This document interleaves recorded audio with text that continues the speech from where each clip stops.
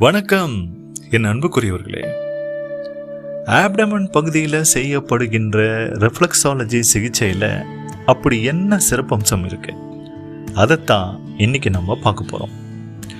என் அன்புக்குரியவர்களே, ரெஃப்ளெக்ஸாலஜி சிகிச்சை அப்படிங்கிறது எல்லா விதமான பாரம்பரிய மருத்துவ முறைகள்லையும் இருக்கிற ஒரு வகையான சிகிச்சை தான்.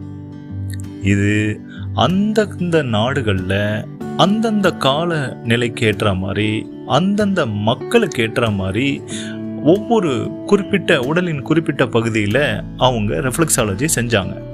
சில நாடுகளில் தலைப்பகுதியில் ரெஃப்ளெக்ஸாலஜி செஞ்சாங்க, சில நாடுகளில் முதுகு பகுதியில் ரெஃப்ளெக்ஸாலஜி செஞ்சாங்க, சில நாடுகளில் வயிற்று பகுதியில் ரெஃப்ளெக்ஸாலஜி செஞ்சாங்க, சில நாடுகளில் கால் பாதங்களில் ரெஃப்ளெக்ஸாலஜி செஞ்சாங்க.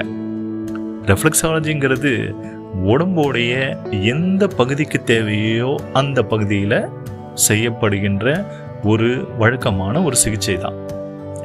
இந்த உடலின் வெவ்வேறு பகுதிகளில் செய்கிற சிகிச்சையை விட ஆப்டமன் பகுதியில் இருக்கிற புள்ளிகளை நம்ம கண்டுபிடிக்கிறது ரொம்ப எளிமையாக இருக்குது. ஆப்டமன் பகுதி எப்போவுமே ஜீரணம் அப்படிங்கிறது நடந்துக்கிட்டே இருக்கிறதால நம்மளுடைய வயிற்றுப்பகுதி எப்போவுமே ரொம்ப ஆக்டிவாக இருக்குது. அதனால் ஆப்டமன் பகுதிகளில் சக்தி ஓட்டத்தை கண்டுபிடிப்பதும் சக்தி தேக்கத்தை கண்டுபிடிக்கிறதும் ரொம்ப எளிமையாக இருந்துச்சு.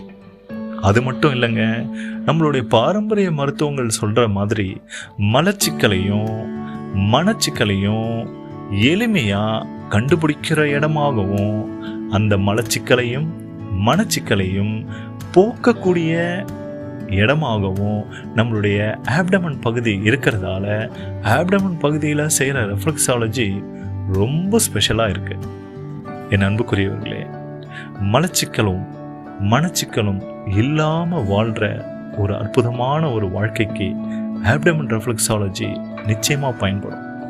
அதனால தான் ஆப்டமன் ரெஃப்ளெக்ஸாலஜி ரொம்ப ஸ்பெஷலாக இருக்குது.